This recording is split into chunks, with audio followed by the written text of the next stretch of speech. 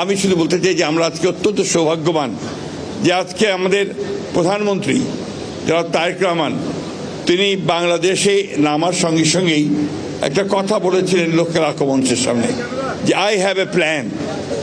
এই প্ল্যানটি তিনি কার্যকর করা শুরু করেছেন এবং গতকাল এখানে আমিনুল আছে, আমি আমিনুলকে অবশ্যই একটা ধন্যবাদ কৃতজ্ঞতা জানাতে চাই যে সত্যিকার অর্থেই সে একটা খুব ভালো কাজ শুরু করেছে। আমি খুব আশাবাদী যে তার নেতৃত্বে ক্রীড়াঙ্গন অনেক দূরে গিয়ে যাবে। তারেক রহমান সাহেব এই খেলাটাকে তিনি একেবারে গ্রামের মধ্যে মানুষের মধ্যে নিয়ে যাওয়ার জন্য কাজ শুরু করেছেন। শুধু তাই নয়, এই খেলা যারা খেলোয়াড় তারা যেন পেশাজীবী হয়ে ওঠে খেলাকে নিয়ে, সেটাও তার মাথার মধ্যে রয়েছে এবং সেই লক্ষ্যেও তিনি কাজ শুরু করেছেন। কালকে ভাতা দেওয়া হয়েছে বা সম্মান করা হয়েছে, এটা বড় কথা নয়। বড় কথা হচ্ছে যে ভবিষ্যতে যারা খেলবে তারা যেন খেলাকে পেশা হিসাবে নিতে পারে, এই কাজটি তিনি শুরু করেছেন, যেটা আমি মনে করি যে বাংলাদেশের ক্রীড়াঙ্গনে নিঃসন্দেহে একটা নতুন চিন্তা, নতুন ভাবনা এবং সামনের দিকে এগিয়ে যাবে। প্রিয় ভাইয়েরা, আমরা খেলাধুলাকে আমাদের অন্তরে ধারণ করি।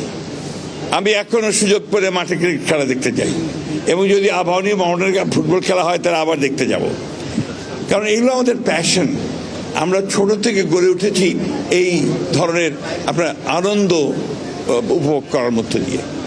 আমরা সবসময় মনে করেছি এখানে কোনো রাজনীতি থাকবে না, এখানে রাজনীতির কারণে কোনো মেধাবী ক্রীড়াবিদ বাদ পড়বে দল থেকে বা জাতীয় দল থেকে, এটা সবচেয়ে কষ্টের কারণ হয়ে দাঁড়ায়।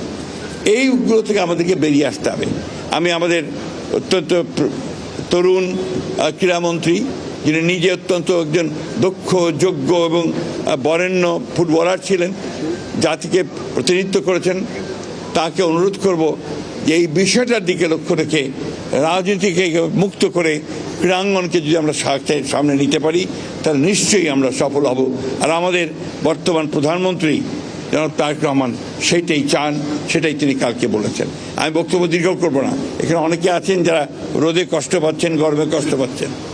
আমি নিজেকে সৌভাগ্যবান মনে করছি যে এই ইতিহাস খ্যাত এই ক্লাব, একেবারে সেই ব্রিটিশ পিরিয়ড থেকে এই ক্লাব চলছে, 90 বছর বলেছে একজন, সেই ক্লাবের একজন সমর্থক হিসেবে আপনাদের সামনে এসে আমি দুটো কথা বলতে পারছি, এটা আমার চরম সৌভাগ্য।